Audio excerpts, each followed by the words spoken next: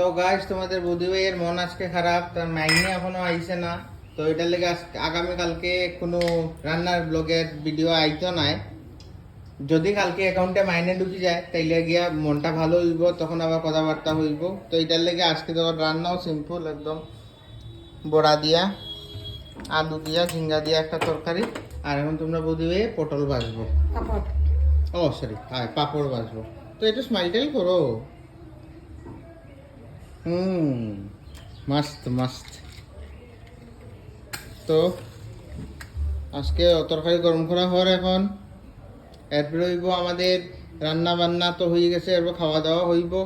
আজকে তোমরা বধুয়ের মন খারাপ দেখিয়া আমারও মন খারাপ, এর লেগে আজকে আমিও আর ভিডিও করছি না। আর স্বাভাবিক, দেখো ঘরের লক্ষ্মীর যদি মন খারাপ থাকে ভিডিও করতে মন চায় না না। যাই হোক, এটাই হইল তরকারি। তো আগামী 4 দিন পাইয়া যাইবা